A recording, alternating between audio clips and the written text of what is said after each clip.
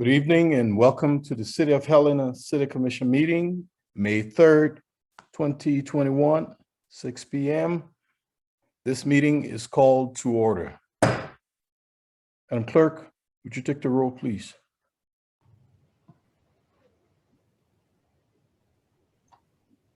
City Attorney Joden. Here. City Manager Harlow Schalk. Here. Commissioner Halliday. Here.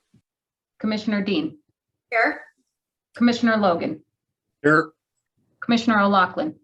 Here. Mayor Collins. Here. Thank you. Welcome and thank you for participating in the City of Helena's City Commission meeting.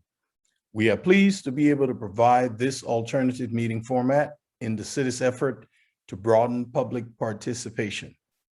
Please be patient as we may experience technical difficulties during the meeting. We welcome your public commentary.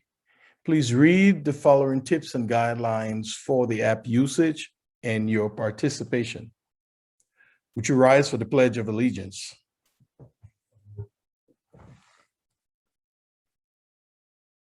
I pledge allegiance to the flag of the United States of America and to the republic for which it stands, one nation, under God, indivisible, with liberty and justice for all.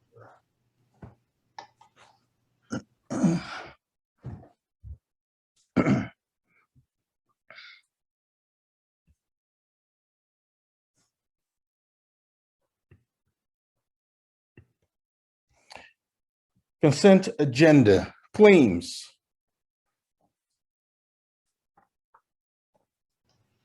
Good evening, Mayor, Commissioners. Mayor, I recommend you enter a motion of consent to approve the expenditures on April 16th, April 21st, and April 23rd of 2021 in the amounts of $977,470.47 and $639,897.80 for a total of $1,617,368.27.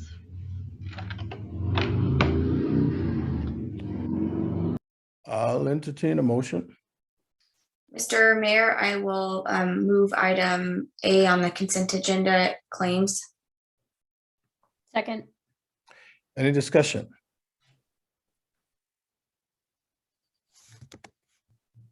Madam Clerk? Mr. Mayor, did you want to ask for public comment on the consent agenda? Yes, thank you. Are there any comments from the public on this topic? I have no raised hands and I've received no written public comment. So Please proceed. Thank you. Commissioner Halliday. Aye. Commissioner Dean. Commissioner Logan. Aye. Commissioner O'Loughlin. Aye. Mayor Collins. Aye. The motion carries 5-0. Thank you. Communications proposals from commissioners. Commissioners, what's your will and pleasure?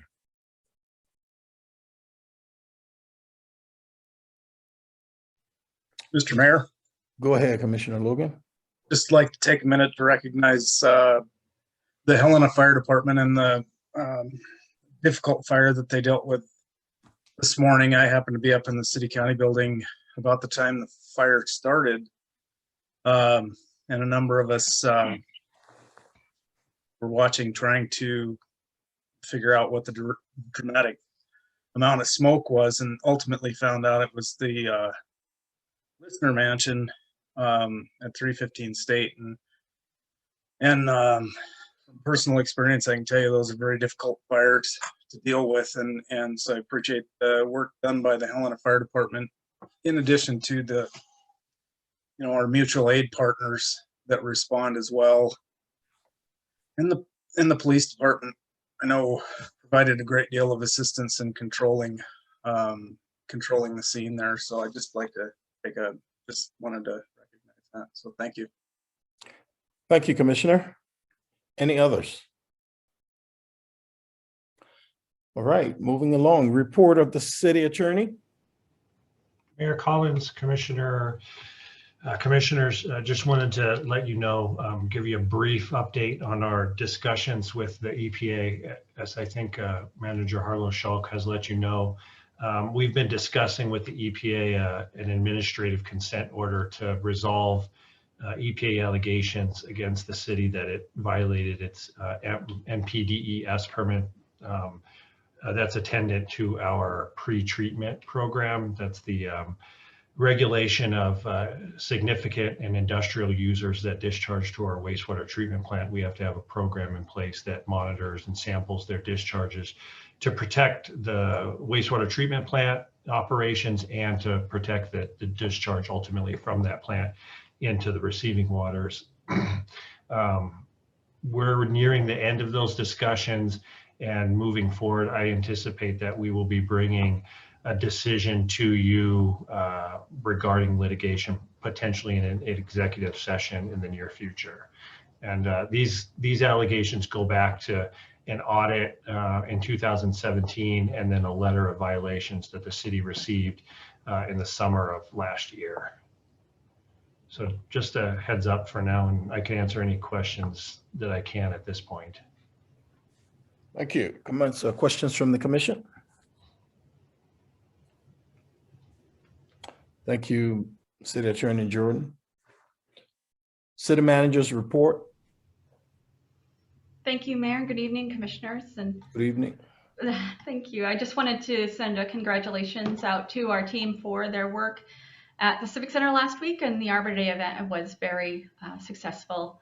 And that also kicked off the celebration of our 100th anniversary of the Civic Center. And I also thank you, Commissioner Logan, for thanking our firefighters today. It was quite an alarm fire, and as I understand, no one is hurt. So that is the best resolution of that. I'm sorry, though, that there was loss of property.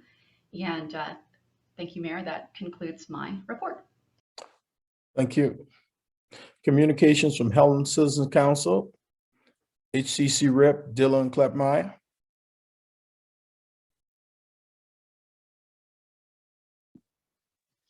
Thanks, Mayor Collins and Commissioners. This is Dylan Clapmeyer, the HCC Chair. Right now, the biggest thing that we're working on is the budgeting process. We're looking forward to diving into that with the Commission. We'll be sure and listen in to all of the administrative work sessions and Commission work sessions. We've got 2 HCC meetings scheduled this month, one on the 13th and one on the 20th to kind of coincide with when those budget work sessions are happening. And we will get our recommendations to you before the end of this month. I think that's all I've got. Thank you. And just to let you know, Mr. Clapmeyer, would you remind the rest of the council to forward all questions and requests to the city manager instead of the employees? Yes, Mr. Mayor, I reminded them of that at our last meeting. And yeah, from now on, everything will go through our budget committee to Rachel, to the city manager, Harlow Schulk. Thank you. Regular items. A, consider a resolution of intention to vacate Powhatan Court located off Alpine View Drive with Aspen Park at Mountain View Meadows. Director Leland. Thank you, Mayor Commission. I'll share my screen real quick. This is a unique situation when we're dealing with larger subdivisions, and the applicant, which is still the developer, is asking for basically a change in what the previous plan was. As you can look here, East Helena is located over in this area. This is where Blue Cross and Blue Shield is located right now, and the new light on Highway 12 going around, and then you can see all the way up, and then I think it's 252 that comes across, and this is the area that we're talking about right now. This is the Alpine Drive, and then it comes off into a cul-de-sac, It is undeveloped. It does have some utilities that go through it to facilitate some already platted, annexed, and developed property that is just further south of this area. And then scrolling down, you can see the plat, and you can see that the cul-de-sac, and what we're talking about right here is the cul-de-sac in this section of the roadway where block 8 is right now. That is city park property that was donated to the city as part of the subdivision process. And that'll come into play is if we vacate property, city code directs staff of how we are going to allocate the property and dictate the transfer fee. With any vacation, we have a transfer fee that needs to be assessed and either waived by the city commission or appraised, and the fair market value is how we establish that fee. The property owner is asking us, or the applicant is asking us to vacate the property, and typically we go at the midpoint of the right of way. Half goes to each adjacent property because that is how it was taken out of it. It's not real proper deeded property, so we can't sell it as a separate lot. It's a super easement, I guess the best way to put it. There's probably better terms, but it's a super easement that when we vacate it, it reverts back to the adjacent properties, unless there's an agreement with the adjacent property owners to somehow divvy it up, basically do a boundary line readjustment so that the property can be divvied up different than 50-50 each way. And that is what the applicant is asking us to do, is basically asking if we could do 3/4 of it to his property and then only 1/4 of it going to park property. This will help facilitate his plans for the new development that's going to go in with the private streets and some condos in the area just located south of block 8. Now with the transfer fee is how we get involved, is we look at market value, and in order to save time and money is we look at the Department of Revenue's appraised value. It's basically the tax portion of DOR that puts out the appraised value. And so we look at that, and then we divide half and half, and whatever the square footage is to the adjacent property owner, that's how we come up with the transfer fee. In this case, there is some anomalies, and the city code spells it out of how we address that. On the park property, it comes out to about $2.56 a square foot, almost valued at $475,000 for a little over a 4-acre parcel. The other adjacent property that is going to be the developed property is classified as grazing, and DOR has it valued at $132 for another little over 4-acre parcel. So there's a big discrepancy between the two. When that is the case, to determine the market value, we can either do a third-party appraisal to go out to get that, or we can look at a lot of the adjacent properties around there and then come up with an average that is fair, that we come up with a fair market value. Looking at it, some of these lots that are smaller than a 4-acre parcel, you're looking at $4 to $5 a square foot. And then there are some bigger properties that are around the $3 a square foot. So staff determined that it would be equal to the park property. So we valued the transfer fee of $2.56 for the whole parcel. And that's where we came up with the transfer fee of $43,691.52. Again, this is undeveloped, but we are just following city code of how we're going forward. And if you have any questions, I'd be happy to answer. Thank you, Director Leland. Madam Hollishock? You're muted, I think. Yes, I am. Thank you. Okay. Thank you, Mayor and Commissioners. That wanted to point out a couple additional items underneath this regular items tonight. The first is that the team has implemented a new development review process in agreement with our developers. And before items are brought before the commission, we are inviting the developers to talk with us before we get in front of the commission so that they are aware of our recommendations and how we might have arrived at them.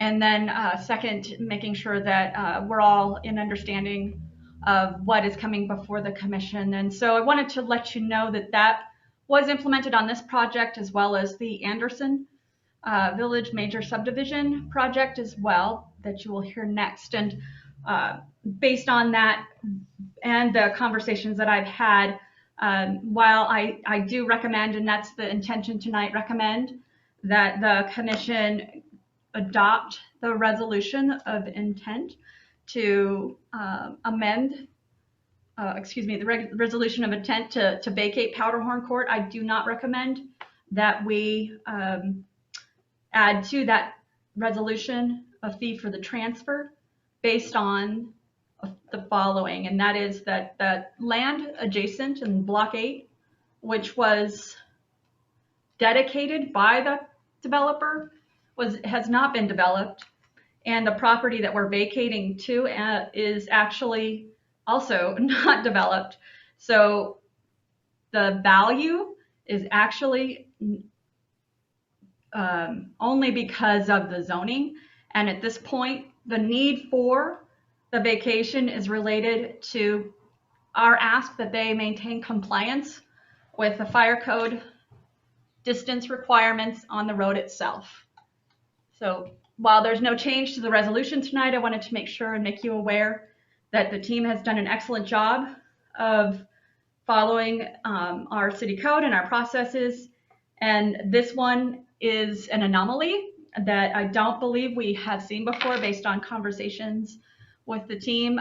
There are other vacations that take place, but in the case of this zoning and then the lack of development taking place, ultimately it makes the greatest sense to not charge that additional fee. Thank you, Mayor. Thank you, Commissioner. Thank you. Comments or questions from the commission?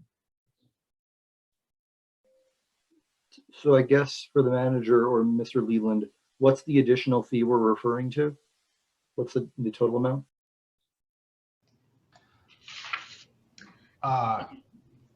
Mayor, City Commissioner, is that it's the transfer fee that we're talking about. We're talking about the $43,691 is to ask to waive that because this is an undeveloped piece of property and basically just switching the subdivision plan that the developer had thought of, instead of having it as a dedicated street, would rather have it as a private street. And since nothing has been in there, that's where the recommendation to waive that fee comes from. And one other that I'd like to point out is there is a mistake in the recommended motion is to set a public hearing date for May 17th, not May 3rd. I apologize for that one. That slipped by because we missed it, or we had to push this one meeting. So I apologize for that, and just make sure that with the recommended motion, we don't say May 3rd. So maybe a follow-up, Mr. Mayor. Please go ahead. So given the anomalous nature of the valuation of this property, and from time to time, you know, DOR's valuations fluctuate in their actual relation to the value of land and structures in the city. Is there a suggestion from either Public Works or the manager or the attorney's office about whether, you know, this ordinance should be relooked at some point in the future, irrespective of what we do tonight with this property?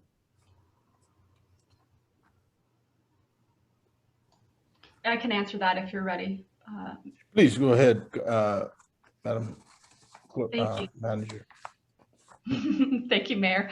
Yes, the City Attorney's Office and myself and our Community Development team, as well as our Public Works Director, Not all situations are like for like when we do these types of vacations. This one is a definite anomaly with a particular tip to the point that it was a dedication from the owner who's the same as the zoning across the street. So we're basically returning those dollars. But yes, in this situation, we need to write down how it has happened and then document it for the future. Also, there is conversation of revision to the code in light of this distinction, but we do not tonight have that language for you. Thank you.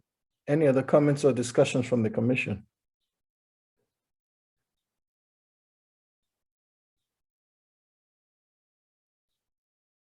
Okay.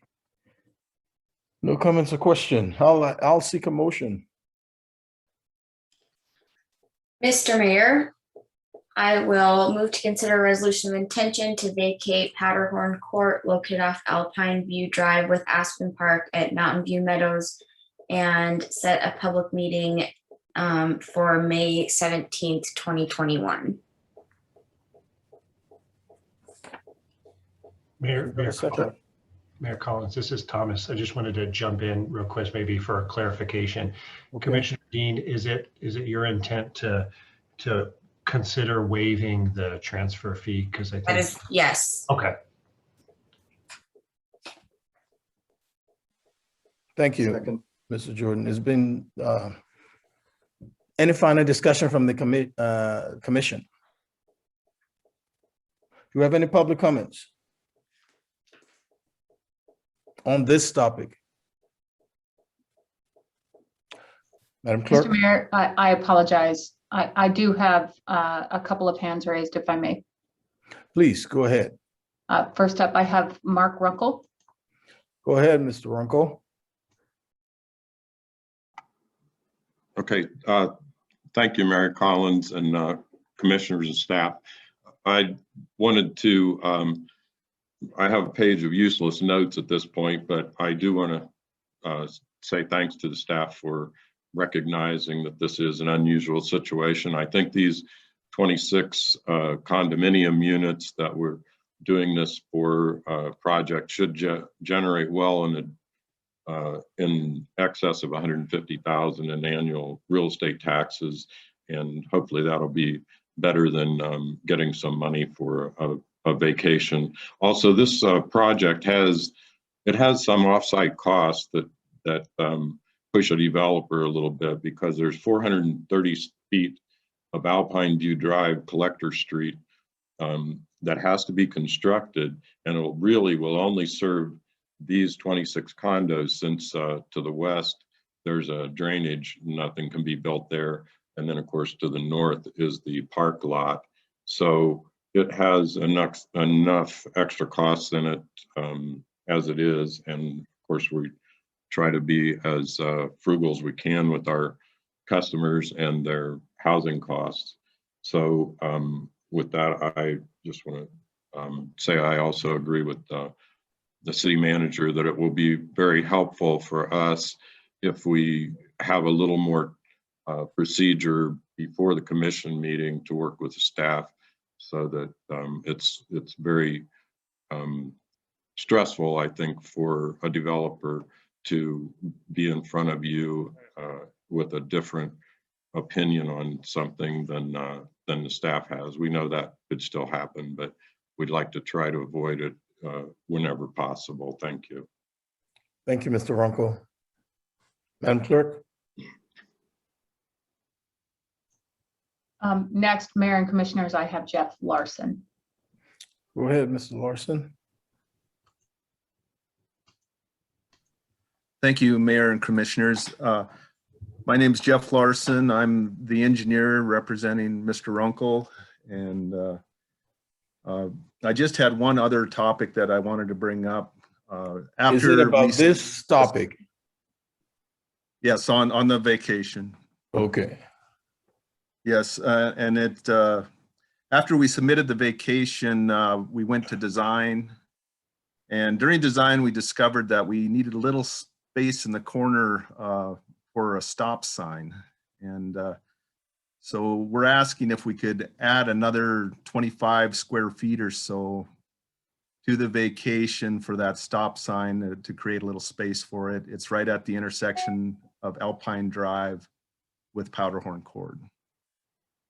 And that's all I have to add on the stop sign issue. I will say, you know, just to reinforce some of the ideas that Mark brought up, that this is a really good deal for the city. The vacation is, you know, in addition to the tax money, you've got a street that you no longer have to maintain and or in the future reconstruct as it ages. And so I think all in all, the city is going to benefit from this vacation. So that's all I had. Thank you, everybody. Thank you, Mr. Larson. Madam Clerk. Mr. Mayor and Commissioners, I have no other hands raised, and I've received no written public comment on this item. Thank you. Would you proceed then? Commissioner Halliday. Aye. Commissioner Dean. Aye. Commissioner Logan. Aye. Commissioner O'Loughlin. Aye. Mayor Collins. Aye. The motion carries 5-0. Thank you. B, consider a final plat for the Anderson Village Major Subdivision creating 18 lots from 5.76 acres and to accept the dedication to the city of the property and public improvements so designated thereon for property legally described as lots 8, 9, and 13 of the Anderson Business Park subdivision as shown in COS number 3050024 in the records of the clerk and recorder of Lewis and Clark County, Montana. Director Hagen.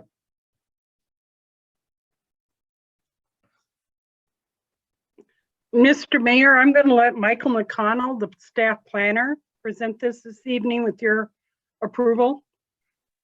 Thank you. You have the floor, Mr. McConnell. Thank you, Mr. Mayor, Commissioners. I'm here tonight asking consideration of the Anderson Village Major Subdivision Final Plat. Here you can see a vicinity map. This is generally located northeast of Custer and McHugh along Bedrock Drive and Ptarmigan Lane. Just a brief overview. This is 18 new lots from just under 6 acres. You can see the range from 0.15 to 0.43 acres. They are creating one new street, Nighthawk Street. That name has been approved by addressing. So the current land use, as you can see in the photo, is Mr. McConnell, I think you're fading in and out. Would you go closer to the microphone, please? Sure, sorry about that. So just to backtrack a little bit, they are creating one new street, Nighthawk Street, and runs roughly through the middle of those 3 lots.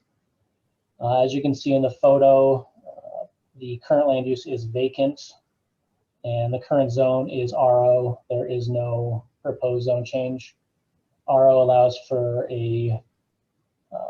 numerous uses, both residential and light commercial offices, that sort of thing. It is in town. It is surrounded by residential and commercial zone districts.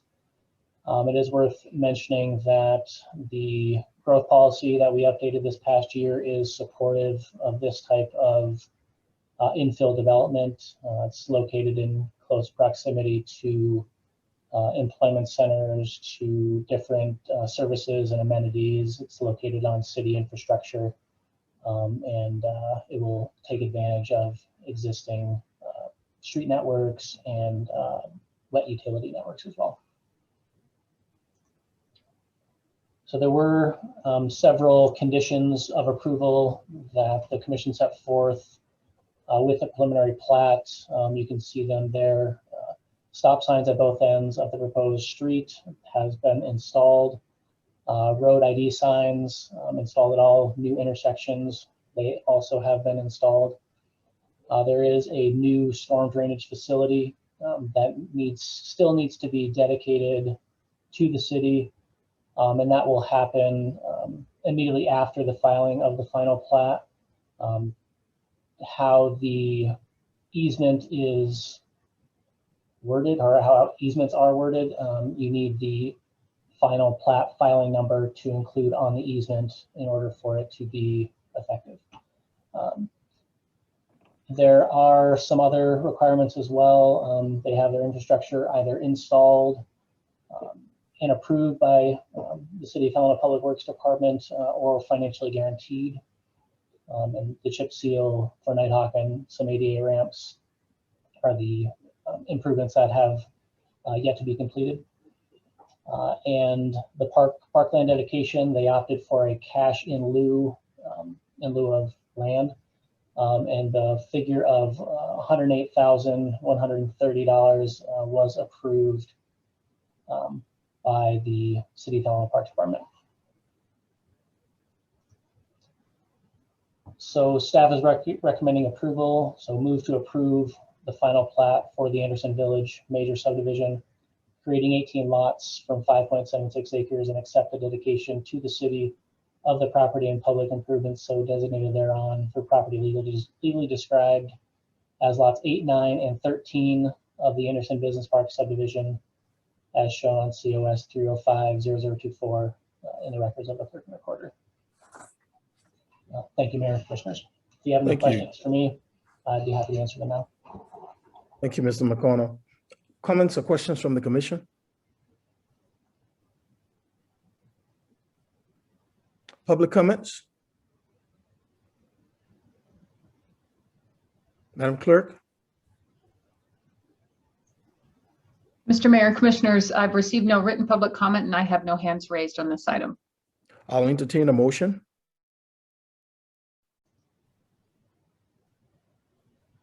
Mr. Mayor, I'd move to approve the final plat for the Anderson Village major subdivision, creating 18 lots from 5.76 acres, and to accept the dedication to the city of the property and public improvements so designated thereon for property legally described as lots 8, 9, and 13 of the Anderson Business Park subdivision, as shown in COS 3050024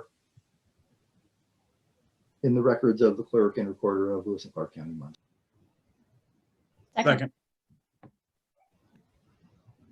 It's been moved and seconded. Madam Clerk? Commissioner Halliday. Aye. Commissioner Dean. Aye. Commissioner Logan. Aye. Commissioner O'Loughlin. Aye. Mayor Collins. Aye.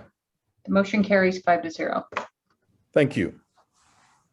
Consider a resolution amending resolution number 20595, declaring a state of local disaster emergency to allow the City Commission to meet in person in the chambers for regular meetings and continue to meet via Zoom for administrative meetings. Director Sampson, Superintendent Sampson, I'm sorry. Good evening, Mr. Mayor, Commissioners. Troy Sampson, Community Facilities Superintendent. Tonight, we're discussing the present situation for the commission meetings. Currently, the city commission meetings are not being held in the chambers because of the declaration of a state of local disaster and emergency, which was adopted on March 13th of 2020. As a result, the City Commission has, except for two notable exceptions, been conducting its regular and administrative meetings via the Zoom online platform only. At the December 14th administrative meeting, we reached consensus direction to proceed with an amendment to that resolution.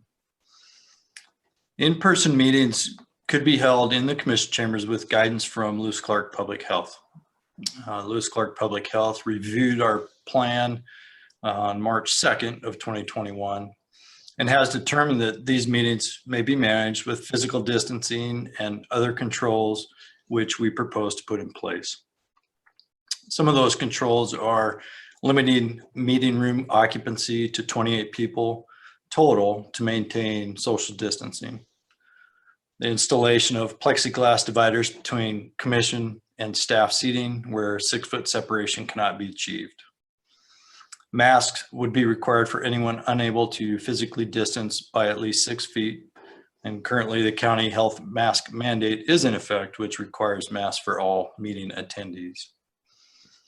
Signage is also posted at the entrances of the meeting room, reminding folks that they cannot enter if they have any COVID symptoms or have been in contact with a positive case within 10 days.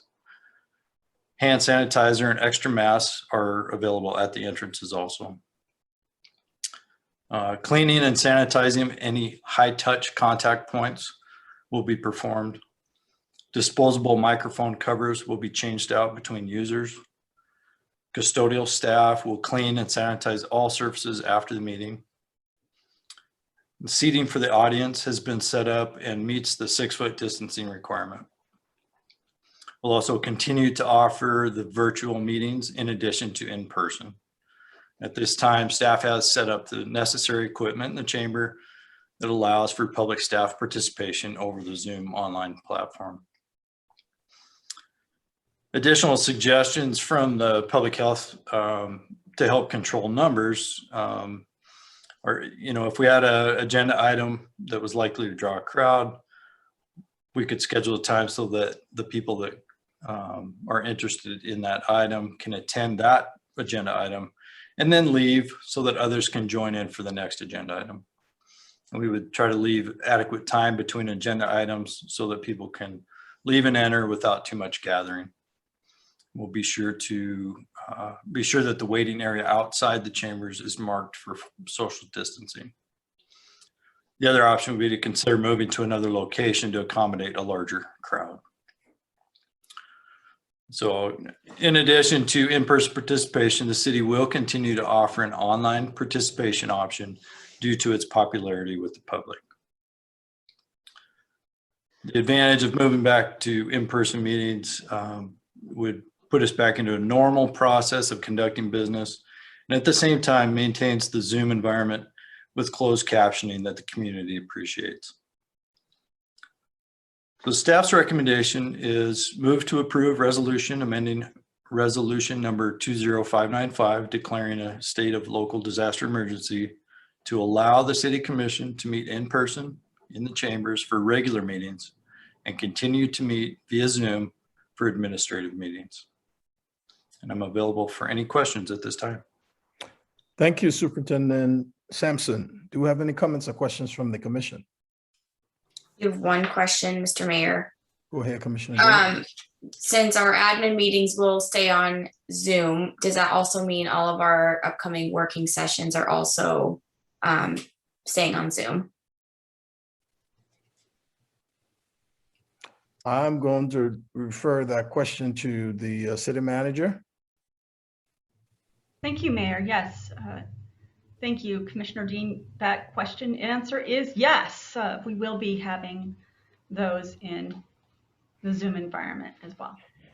Superintendent Sampson, I know that during the state of the city's address, it was very difficult for people listening to Zoom to understand and hear me because the microphones and systems in the chamber was not working right. Has that been corrected? Mr. Mayor, Commissioners, yes, we have tested all the equipment. We made some changes to the configuration of the equipment, and it has tested out very clear. We did it with some internal staff with IT. They were on the meeting as participants, and it was a good product that I think everybody will be happy with. And you also mentioned the possibility of a larger crowd we may have to relocate. And will that relocation entail that the services relocating to the event or to the larger hall? Mr. Mayor, that was just a suggestion from the health department. I think we would have to take that on a case-by-case basis, depending on the location if we were to move. Thank you. Do we have any other comments or questions from the commission? Do we have any public comments? Madam Clerk? Mr. Mayor, Commissioners, Mary Ann Dunwell has her hand raised. Go ahead, Representative Dunwell. Hello, good evening, Mayor, members of the Good City evening. Commission, City Manager, and staff.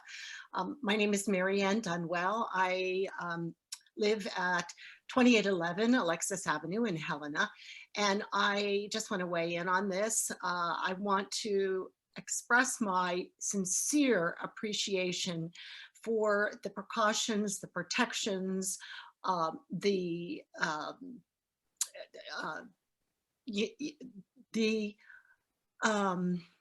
rigorous attention to public health and safety that you,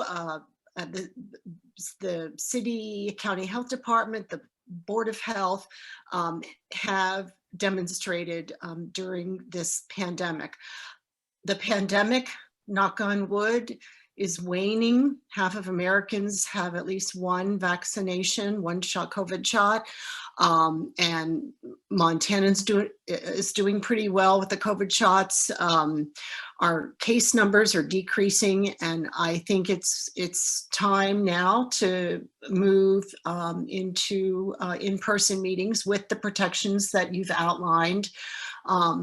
And also an opportunity for someone if they wanted to still participate remotely. So those are my 2 cents. I would ask you to retain the remote option from now on. I think it allows folks who are not able to make it down to City Hall to still engage in their government. And, you know, I think it's one of the good things one of the few good things that are coming out of the pandemic is an opportunity for the public to engage more in their government. So thank you. Thank you, Representative Dunwell. Do we have any other public comments?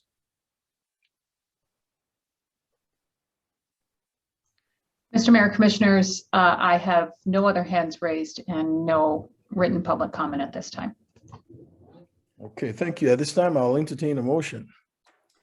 Mr. Mayor, I'll move to approve a resolution amending resolution number 20595, declaring a state of local disaster emergency to allow the City Commission to meet in person in the chambers for regular meetings and continue to meet via Zoom for administrative meetings. Second. It's been moved and seconded. Any final comments or discussion? Madam Clerk. Commissioner Halliday. Aye. Commissioner Dean. Aye. Commissioner Logan. Aye. Commissioner O'Loughlin. Aye. Mayor Collins. Aye. The motion carries 5-0. Thank you. Public hearings. Consider a resolution amending resolution number 19818 that create a special improvement lighting district number 222 to alter the boundaries by adding 16 street lights and to remove property in SLID number 222 in the city of Helena, Montana. Director Danielson. Yes, good evening, Mayor and Commissioners. Tonight I have a public hearing resolution in front of the Commission to amend Resolution 1918, adding additional street lights to Special Lighting Improvement District number 222. This is in the Mountain View Meadows subdivision area. And this is a bit of a two-part ask. The first is adding 16 more lights and new parcels to the district. And the second ask is to remove property known as Tract 282 property ID 45445, approximately 11.012 acres from the district. By removing that land from the district that was created in the third amendment to this lighting district, that would push the costs of the lighting districts off to the rest of the homeowners in the district. We brought this before the commission and asked for tonight as a public hearing. I will let you know that I have received, and the clerk's office has received, a total of 5 protests for this particular resolution. They are available, and the clerk is willing to share each of those in a PDF tonight, although I can summarize them for you. They were all pretty much fairly similar. This particular amendment to the district will increase costs to the homeowners that remain in the district by about 37% from what they're currently paying. The condo areas believe that there's a disproportionate share of the costs that are being allocated to them. How that works is the whole area of the condo development is divided equally amongst the condos. So you may have a condo that's about 1,700 square feet, but they're paying for over 10,000 square feet based on their proportionate share of the condo area in the district. So there were comments that they believed that there was a disproportionate share of the cost being passed off to them. The condos also indicated that they're paying for cost of streetlights, although they do not have any streetlights in front of their condos, and they are instead required to have their garage lights on for illumination during the evening time. In addition to the increase, there are those that in the district believed that their costs continue to rise every time an addition to the district is added, and they feel like that is a burden to them, especially those that have been in the district from phase 1, and now this is the 5th amendment to the district, adding additional costs to those that were originally coming into the district. Those is kind of a summary of the protests that I have received. Again, there were a total of 5. I also added from requests from the last meeting what the assessments would be to each, an approximate assessment of what would the cost be to each parcel owner, and I added that to the resolution and notation along with the other district lighting maps that are there showing where the lights are located, and in addition to where the property owned by the developer is requesting to be taken out. So with that, if you have any questions, I'm here to hopefully be able to answer them. Thank you, Director Danielson. Questions or comments for the director or the city manager?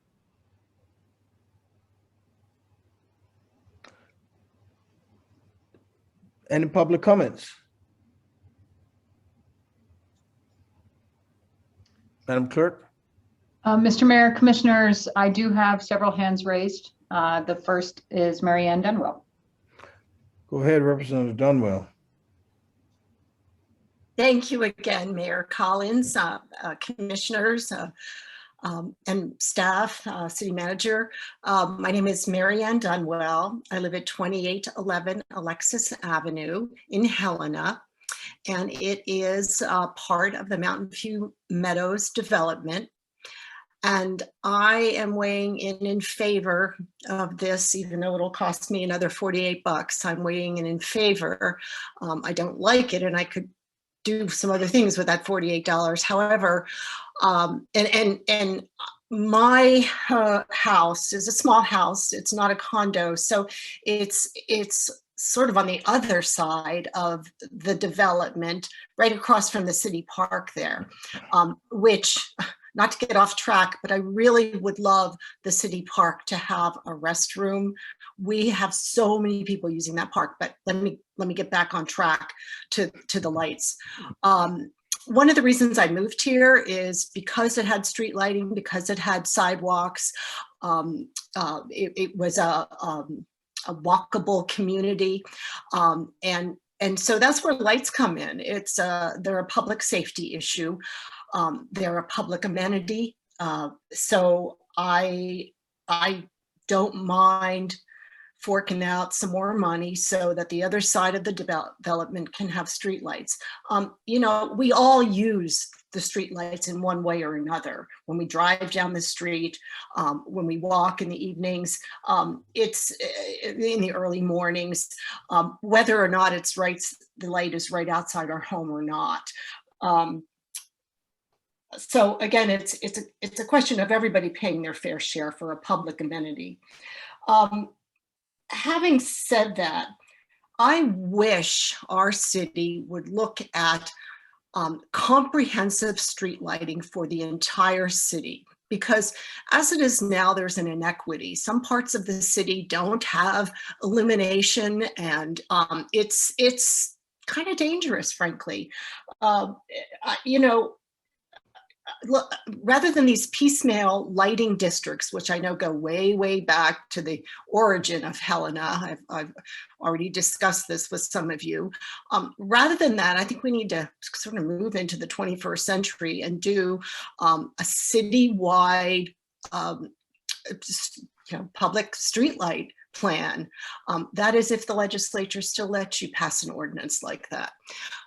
That's a little joke, sadly, but true.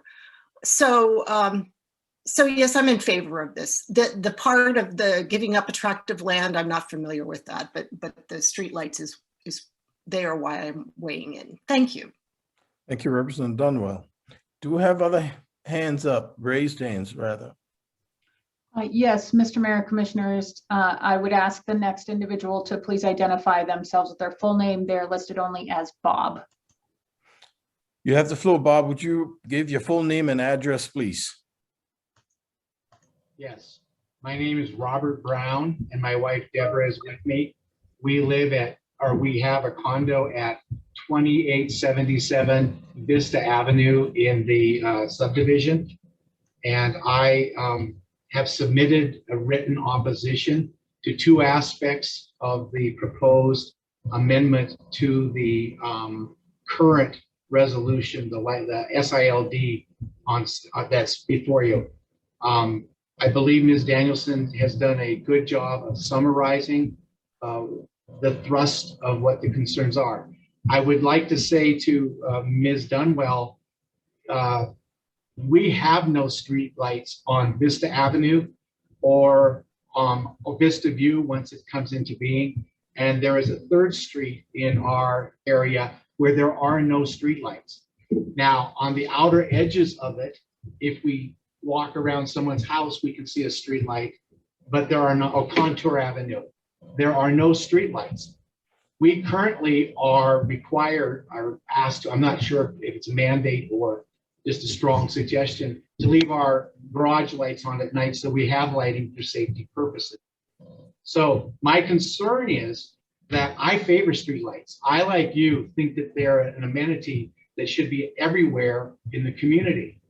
But we are being asked in the condo area to pay roughly 51% more than the average other tenant or property owner within this subdivision for their lights. Now it varies, but according to data from your office or from the city, that we're going to pay about $269 and the average is going to pay about $170 something, somewhere in that neighborhood.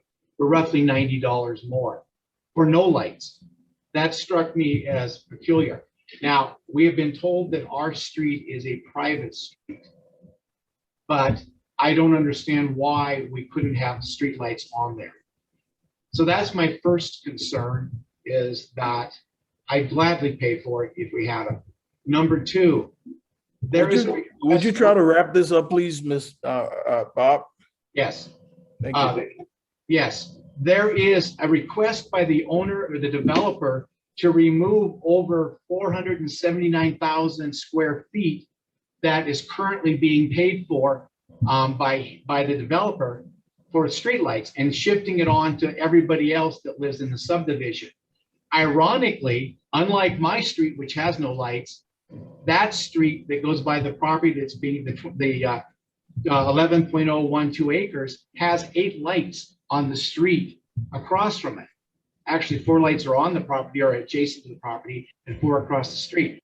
So I don't understand why there would be a shifting from that property onto everyone else when clearly that property benefits from lights, unlike those of us in the condo area. Thank you. Thank you, sir. Do we have any other public comments, Madam Clerk? Mr. Mayor, Commissioners, I have Mark Runkel. Go ahead, Mr. Runkle. You have the floor. Okay, thank you, Mayor and Commissioners. I guess I'll start by saying that we do believe that streetlights are an important and sought after amenity by our residents and the new home buyers, much as Ms. Dunwell has presented. The benefit, as I see it, of street lighting is a bit like Mary Ann said, it's more for those that drive on the streets or walk on the sidewalks. And then of course, the general safety and security of everyone. None of these benefits accrue to a developer for a large undeveloped lot that is adjacent to a roadway. Regarding the updated cost per square foot of $2.56 cents per square foot, new street lights are assessed a cost at the time that they're installed, and they reflect current costs. They are not adjusted on a continuous basis for inflation, so they stay at that cost, which inflation tends to make that cost less significant over time, if that makes sense. Now, Mountain View Meadows has the newest street lights in Helena. The next newest street lights are at the Stone Meadows subdivision, which is lighting district 220. Their rate is 2.15 cents per square foot. The average street light age there is quite a few years more than Mountain View Meadows LD 222, which has been, as you can see, updated a number of times like Mr. that. Runkle, would you try to wrap up, please? Yes, I will. Thank you. Anyway, this amount that Stone Meadows pays is more than what our residents pay now, but less than what they would in the future, but not a lot less. I've tried to be fair about everything that I do, and I don't find any other of the 50 lighting districts that have a developer that's being assessed for an undeveloped lot. And so I guess I'll pass on, except that Mr. Brown, for example, when the next group of condos, which are being built now, are installed, his rates will drop by 50% roughly. And so a lot of that will be taken care of in the future. Thank you. Thank you, Mr. Runkle. Madam Clerk? Mr. Mayor and Commissioners, the next individual has provided only the name owner. I would ask that they provide their name for the record. Thank you. Mr. Owner, would you please provide your full name and address, please?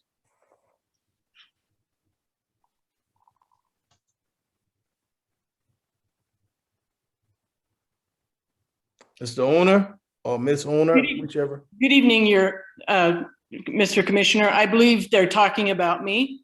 My name is Catherine Monroe. I live in Antelope Trace at 2771 Stacia Avenue in the Mountain View Meadows. I have an objection to this request by Mr. Runkle. And Antelope Trace was one of the first developments up here, and my house was one of the first houses built. And at the time we were put in, we had streetlights put in, and we had to pay for them all ourselves. There was no other part of the subdivision that we could pass our taxes off to. So I find it very disconcerting that Mr. Runkle is trying to pass off taxes onto those of us who are already established in here, rather than having his new development pay for those taxes, the Craftsman Meadow, the Craftsman area. I also find it interesting that he wants to take his land out of it, even though he's got streetlights along his property. And I think that that is unfair, and I don't see why I should have to pay for his taxes. He can pass those taxes on to the people that buy the property, and right now it is a boom real estate market, and he is benefiting from it. So I don't see that I should have to pay his taxes plus Craftsman's taxes. If this continues, every time they add someone, that my taxes are going to go up. And I'd really like to have him explain why he thinks the condo taxes are going to go down. Then I just don't see that this is an equitable solution to anything, and I object to this proposal that he has. Thank you. Thank you, Ms. Monroe. Madam Clerk? Mr. Mayor, Commissioners, I have no other hands raised. I have received one written public comment from James, and I'm very sorry. I'm not sure on the last name, Sorbo. Is there data that supports the claim that streetlights reduce crime rates or vehicle accidents? Yeah, thank you. Thank you, Madam Clerk. Any final comments from the commission? Just one quick. Oh, slow down. Okay, go ahead, Commissioner Dean. I think I know the answer to this, but just want to confirm that the Lexington lights that do meet the dark skies ordinance as well. Is that correct? Director Danielson or City Manager Hollishaw? I don't know the answer to that. I do know that the lights out there are newer lights, and they're the LED lights. So I believe that they do meet the dark sky requirement, but I'm not positive at this time. Sorry. Manager Hollishaw.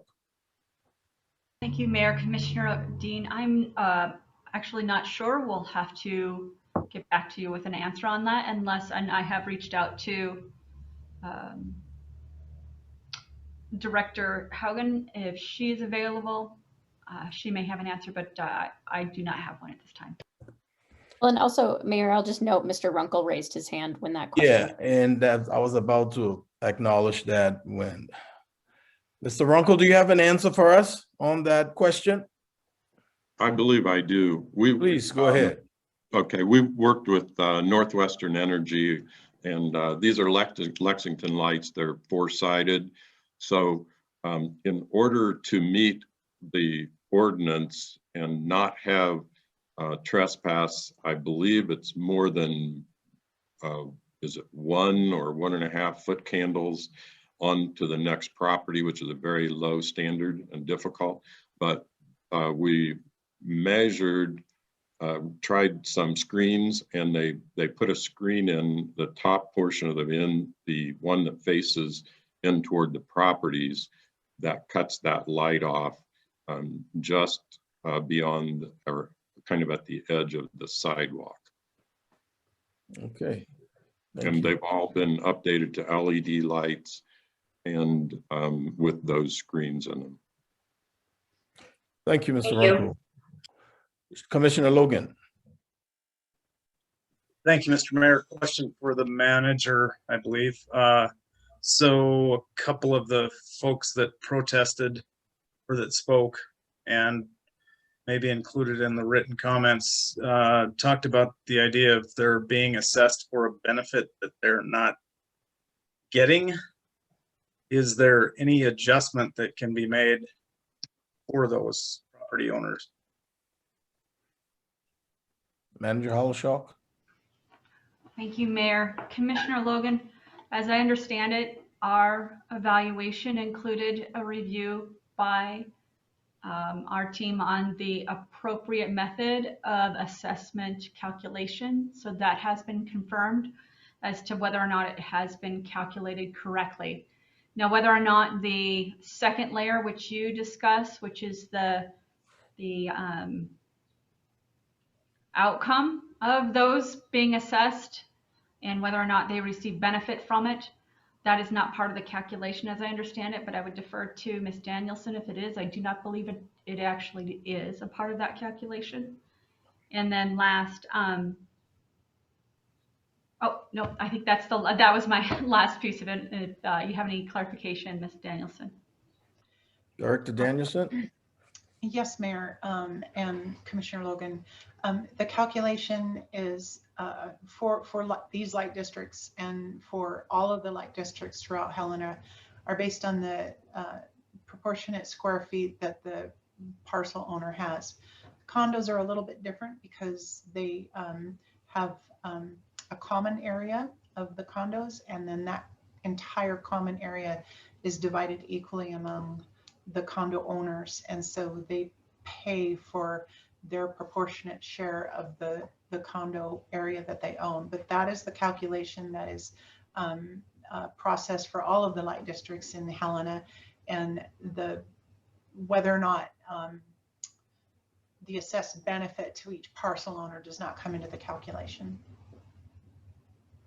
Thank you, Director Danielson. Do you have any other comments from the commission? Mayor, Just a question. Go ahead. Go ahead, Commissioner O'Loughlin. Thank you, Mayor. So thank you again to Director Danielson for the summary. It was very helpful to kind of just get a sense of the objections that had been submitted. Can you remind me how many total property owners are there in this? I'm sorry, there are, I would have to do a recount, but I think it's somewhere in the area of about 165 parcel owners. Okay, thank you. And then this is just kind of a process question. I appreciate the summary. Do we receive the comments that are submitted either in support or opposition in advance of this meeting in some form? No, we didn't. Yeah, so the parcel, I'm sorry, Commissioner O'Loughlin, the parcel owners are given a deadline to submit their protest to the city.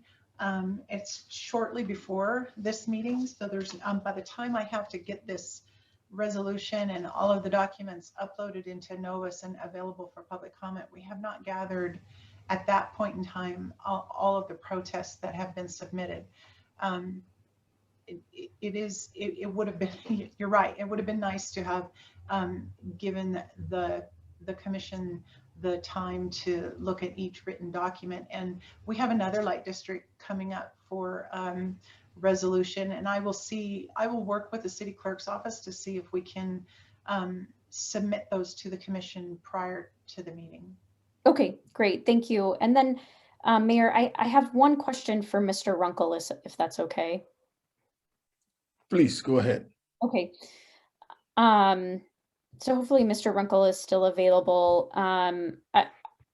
One just quick question in relation to the comment that you made around condos. So as you all are developing additional condo, you mentioned that that would result in the reduction of the lighting district for other property owners. I assume that's sort of similarly because of the way that Director Danielson described it, that that amount is split amongst those, all of those that are part of the condo unit. Is that right? And we might need the clerk to give him access again. Mr. Runkle, are you available?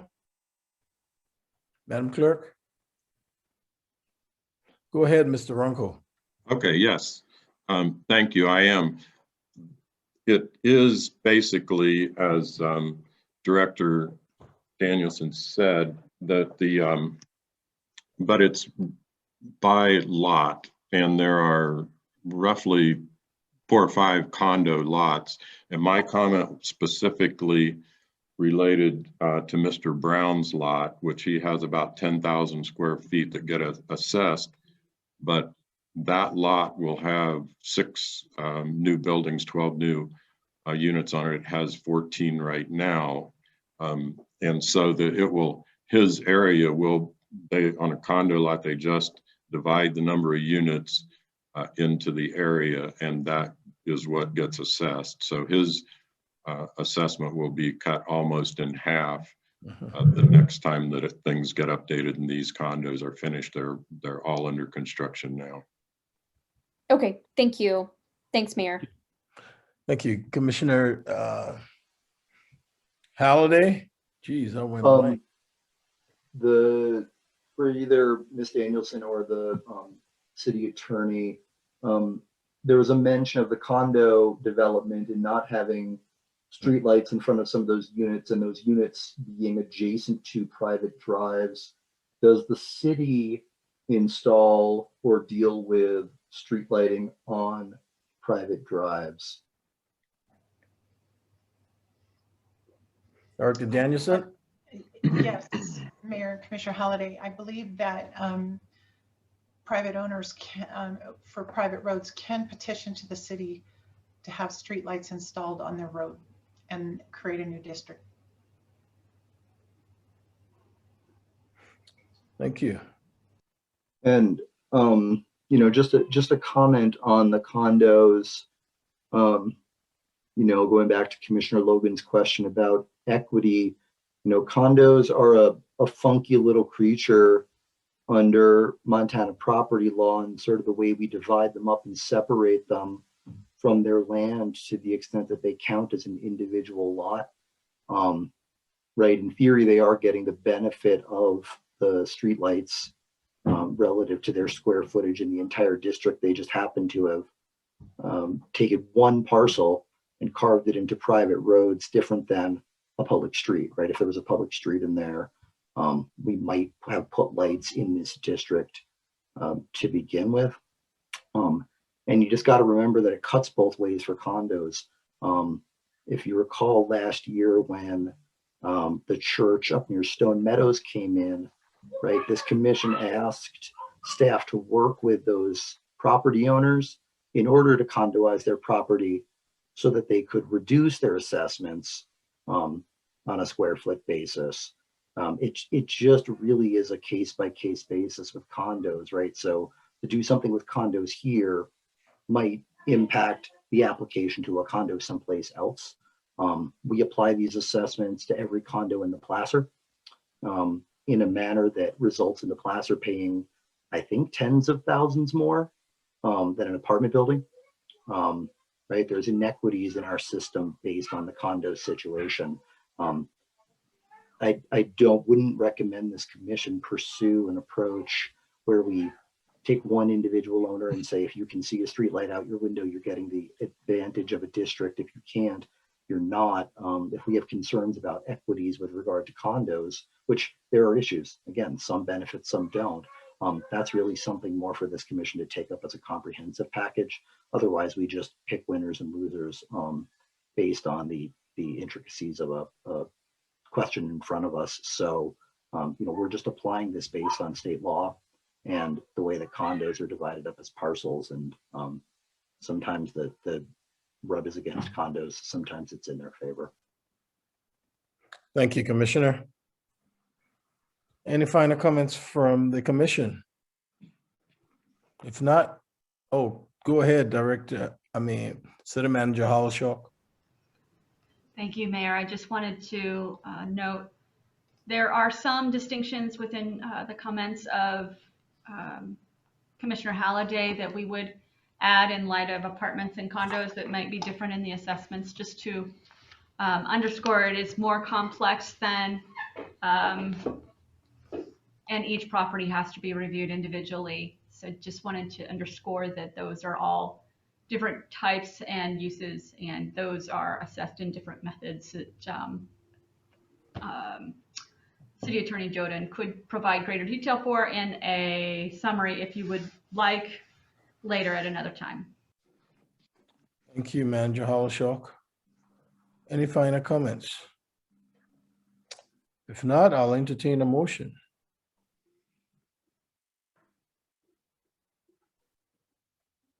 from a commissioner? Mayor, I'm happy to do it. I just am trying to get back to the page. Sorry. I will. Okay, thank you. I will move to approve a resolution to amend resolution number 19818 that created special improvement lighting district number 222. Amend SILD number 222 to add 16 additional lights to the assessment area and remove property known as tract 2A2, property ID number 45445, GEO code 051888 3520901 000 from the district. I drew the short straw. Okay, well, I'm still holding out for a second. Second. And Any Mayor, final I'll just make a quick comment if that's okay. Yeah, I was about to say any final comments from the commission. Go ahead, Commissioner O'Loughlin. I just want to say thank you again to the Director Danielson and all the information that we received on this. I mean, I think given the number of property owners in the district, while I certainly appreciate the concerns and objections we've gotten from a few, I do think this is an important investment that we're making. Want to again thank Mr. Runkle, the developer, for moving forward with it, and I'm comfortable supporting it tonight. Thank you, Commissioner O'Loughlin. Any final comments from the commission? Madam Clerk.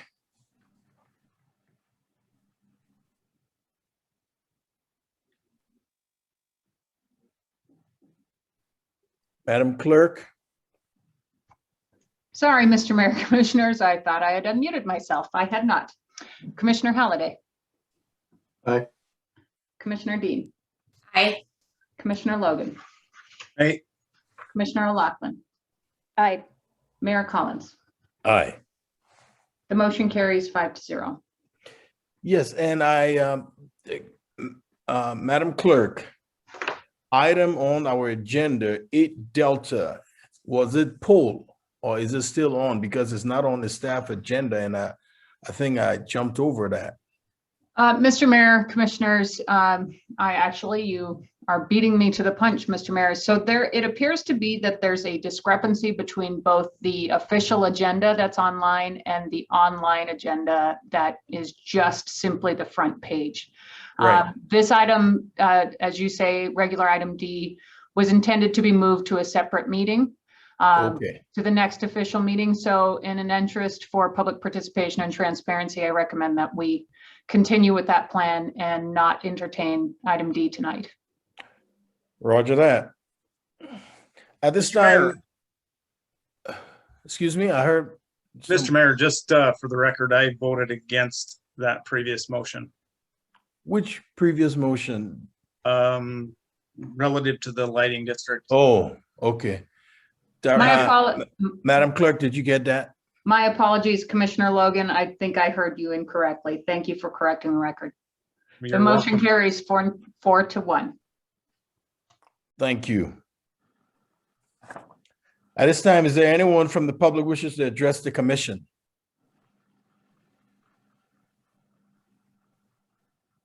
Madam Clerk? Mr. Mayor, Commissioners, Mary Ann Dunwell has her hand raised. Go ahead, Representative Dunwell. Thank you, Mr. Mayor.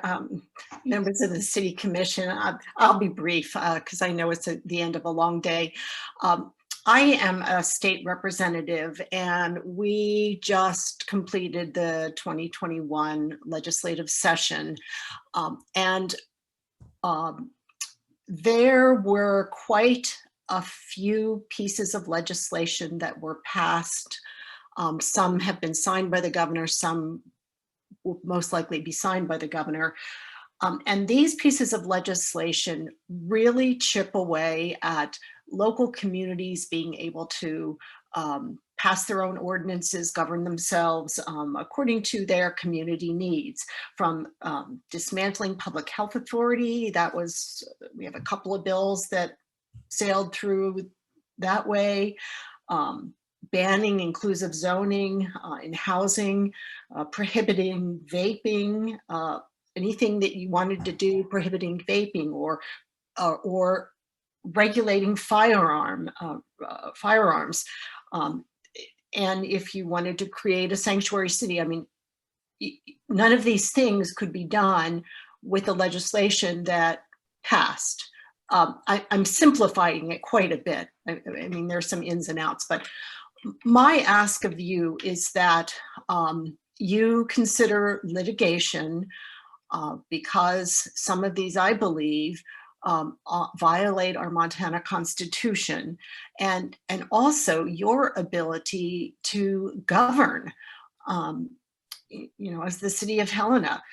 And I'm offering my services if you need help, institutional memory, that kind of thing, or even as an amicus. But I would hope you litigate these in court. Thank you.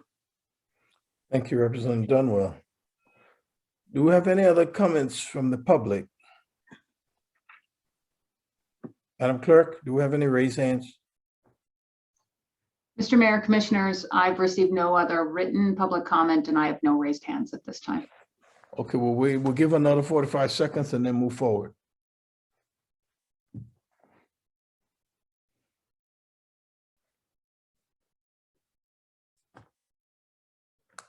Any final comments from the commission? If not, this meeting is adjourned.